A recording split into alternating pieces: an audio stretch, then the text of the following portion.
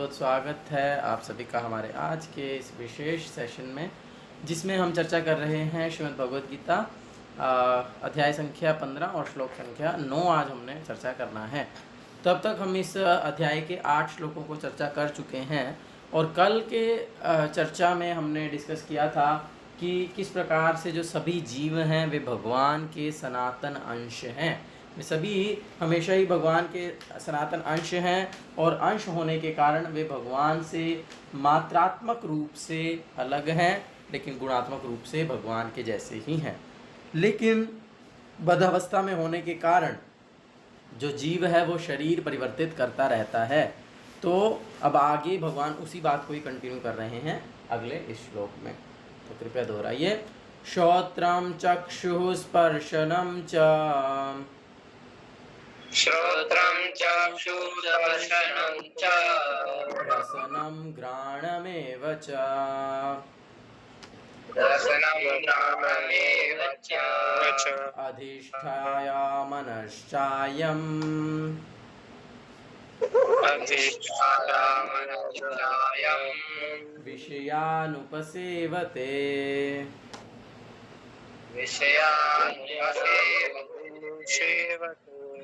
अनुवाद है, इस प्रकार दूसरा स्थूल शरीर धारण करके जीव विशेष प्रकार का कान, आँख, जीभ, नाक तथा स्पर्श इंद्रियां प्राप्त करता है, जो मन के चारों ओर संपूजित हैं।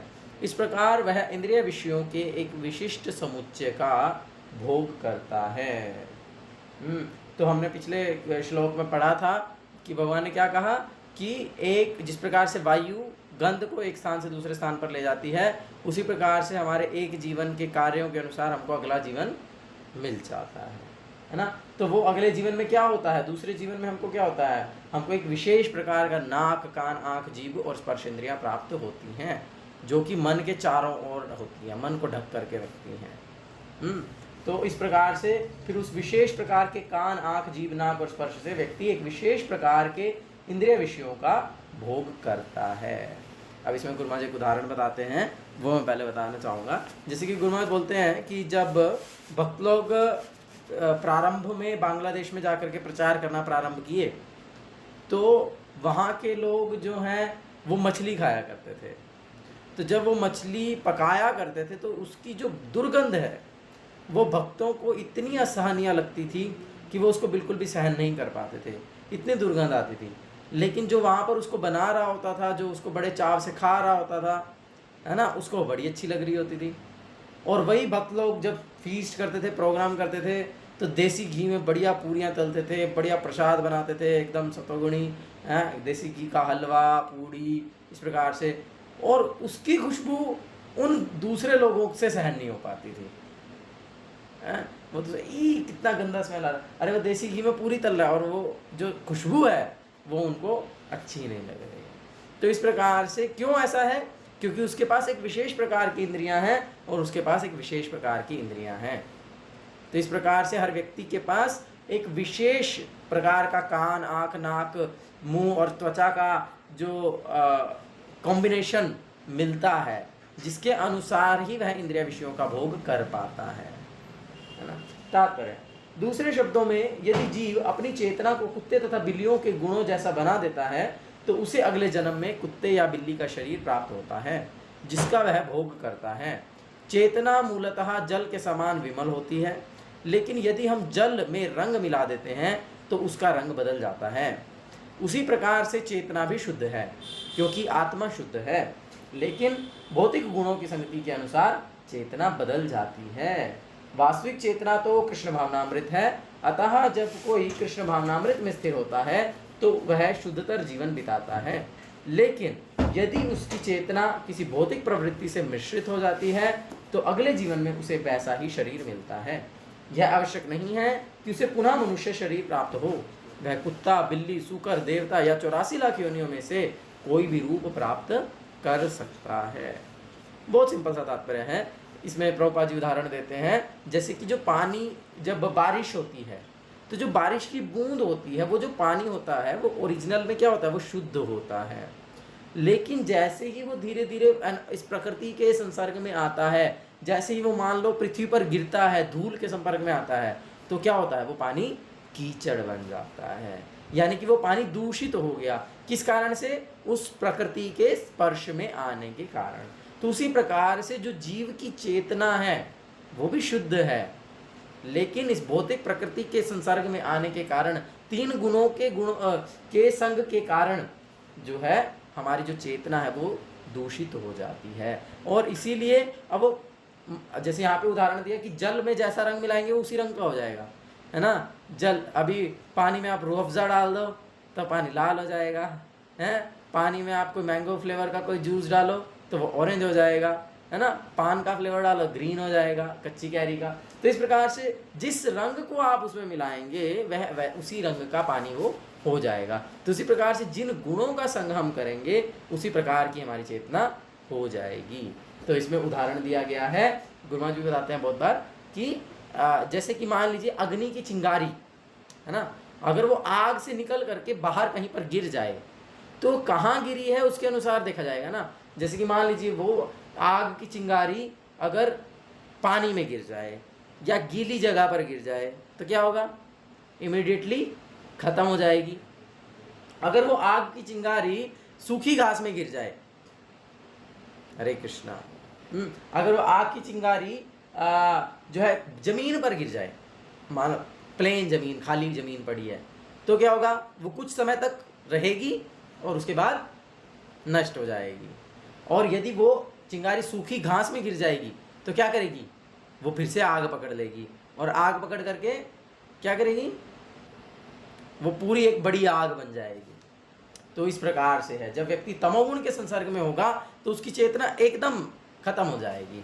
रजोगुण के संपर्क में होगा तो कुछ समय तक उसकी चेतना जागृत रह सकती है, लेकिन उसके बाद वो भी नष्ट हो जाएगी। इसलिए जब हमें सतोगुण का संग करना है, सतोगुणी कार्य करने हैं, सतोगुणी तरीके से अपने जीवन को जीना है, तब हमारी चेतना जो है फिर से अपने वास्तविक स्वरूप को प्राप्त कर पाएगी, है ना। जैसे वही कि पानी की बूंद का भी उदाहरण अगर हम देखें तो पानी की बूंद अगर सीप के अंदर चली जाए तो वो मोती बन सकती है ना। और वही अगर तवे पर गिर जाए, गर्म तवे पे, तो तुरंत नष्ट हो सकती है। तो इस प्रकार से हमारी चेतना किन गुणों के संपर्क में आती है उसके अनुसार वो प्रभावित हो जाती है, दूषित हो जाती है।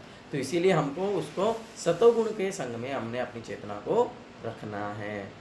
अपने जीवन को हमें सतोगुणी बनाना है। उसके लिए हमको सुबह जल्दी उठना है, मंगला आरती करना है, सुबह सुबह जप करना है, कथा का श्रवण करना है, सतोगुणी प्रसाद खाना है, और इस प्रकार के जो सतोगुणी कार्य हैं उनको हमको करना है। अपने जीवन को सतोगुणी बनाना है। क्लियर है? चले आगे, चलिए। उत्क्रामन्तं स्थितं वापि उत्क्रामन्तं स्थितं वापि भुञ्जान् वा गुणान्वितम्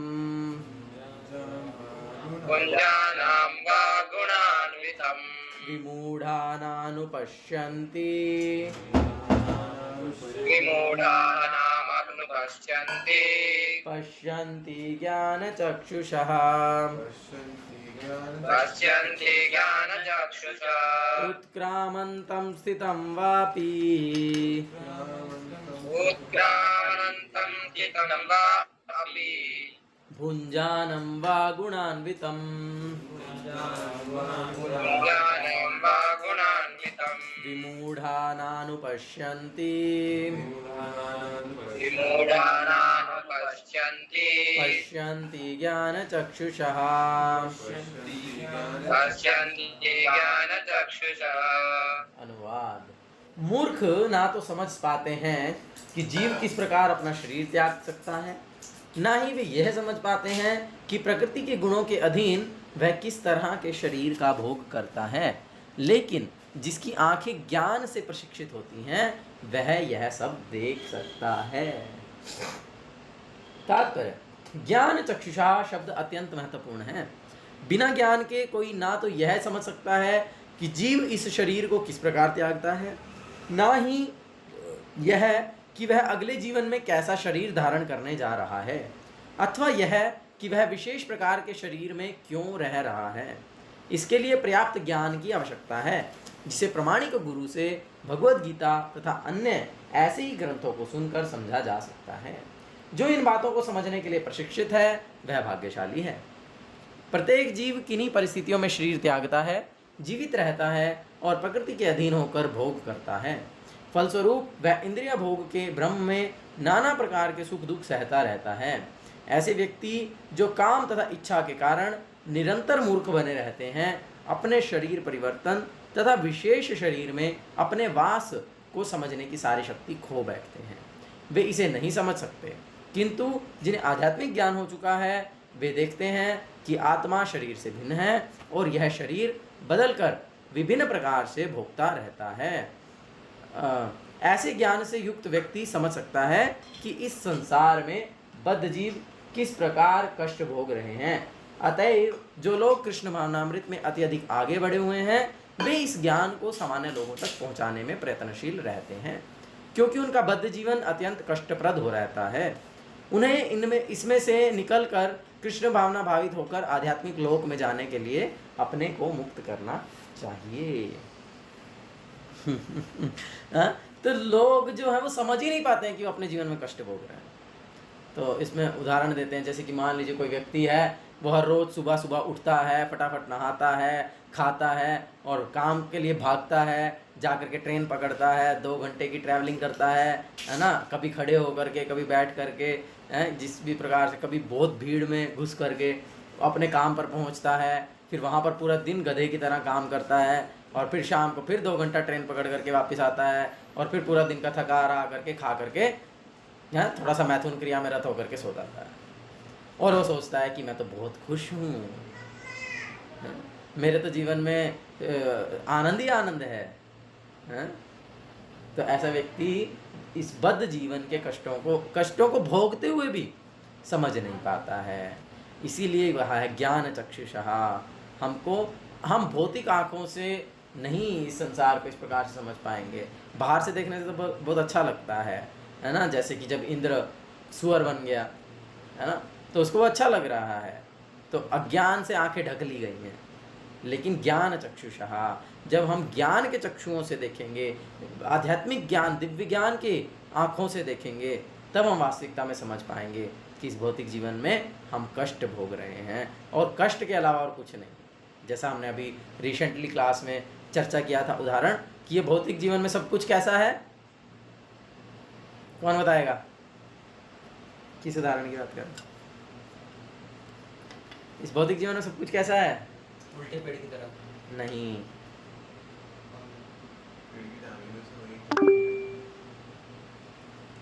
मोहित जी। प्रभु परछाई का उदाहरण दिया था आपने। नहीं, ऋषभ प्रभु। हरे कृष्ण प्रभु जी, मैं तो क्लास में नहीं था, प्रभु याद भी नहीं आया। प्रभु शायद आपने आम वो पेड़ का दिया था पानी में जब मल के समान है ये भौतिक संसार, मल के समान है, dry stool and wet stool. तो चाहे इस जीवन में, इस संसार में हमको कुछ ऐसा लग रहा है कि सुख मिल रहा है या दुख मिल रहा है, दोनों ही वास्तविकता में क्या है? दुख हैं, दोनों ही कष्ट हैं। तो इसीलिए जब हम प्रामाणिक गुरु से, किसी भगवान के शुद्ध भक्त के माध्यम से, जो कि प्रामाणिक परंपरा में आ रहे हैं, जब हम उनके माध्यम से श्रवण करते हैं, तब हम इस बात को समझ पाते हैं, देख पाते हैं कि भौतिक जीवन कितना कष्टप्रद है। यहाँ पर दुख ही दुख है, सुख तो है ही नहीं। और इसीलिए फिर वह व्यक्ति, और अब ऐसे लोग भी होते हैं जो कि इस बात को मानते तो हैं थोड़ा बहुत ऊपर ऊपर से, अरे बहुत कष्ट है जीवन में, तो बहुत स्ट्रगल है, ये है वो है, लेकिन उसका कोई सोल्यूशन नहीं करते। उनको अगर बताया जाए कि ठीक है आप भगवान का नाम लीजिए तो आप इस कष्टों से मुक्त हो जाएंगे, तो नहीं, हमारे पास समय नहीं है, हमको बहुत काम करने हैं, काम करने में कष्ट हैं लेकिन फिर भी वही करने हैं। मतलब इतना तो समझ पा रहे हैं कि संसार में कष्ट है, लेकिन उससे निकलना नहीं चाहते, या उससे निकलना के लिए जो कार्य है, जो प्रयास है, वो नहीं करते हैं, है ना। तो इसीलिए वे बहुत भाग्यशाली हैं जो कि ये ज्ञान होने के बाद, ये समझने के बाद कि ये भौतिक जीवन, ये बद्ध जीवन कष्टप्रद है, और फिर वे उससे निकलने का प्रयास करते हैं, उसके लिए कृष्ण भावना भावित होते हैं। ठीक है, क्लियर है? ऋषभ प्रभु कुछ बोलना? हरे कृष्णा प्रभु। प्रभु मेरे को ये बोलना मतलब पूछना था कि मतलब फिर वो व्यक्ति किस प्रकार का मनुष्य है कि जो उसको पता भी है और फिर भी मतलब उसको पालन नहीं कर रहा, तो उसको बहुत किस सारे लोग प्रकार होते तो हैं संसार में ऐसे। categorize किस प्रकार का मतलब कैसे? देखो चार कैटेगराइजेशन है। पहली कैटेगरी तो यही है कि व्यक्ति कष्ट भोग रहा है, लेकिन वो जानता ही नहीं है, वो मानने के लिए तैयार नहीं है कि मैं कष्ट भोग रहा हूँ, वो सोचता है कि मैं सुखी हूँ। फिर दूसरे लेवल के लोग, मतलब ये सबसे ज़्यादा मूर्ख व्यक्ति है। फिर उसके बाद थोड़ा सा बुद्धिमान व्यक्ति है जो कि समझ पा रहा है कि मुझे बहुत कष्ट है जीवन में, लेकिन उससे निकलना कैसे है वो जानता नहीं। वो उससे निकलना भी नहीं चाहता है, जानता है कि कष्ट है लेकिन उससे निकलना नहीं चाहता, और जानता भी नहीं है निकलना कैसे है। फिर तीसरे नंबर पर है जो व्यक्ति निकलना चाहता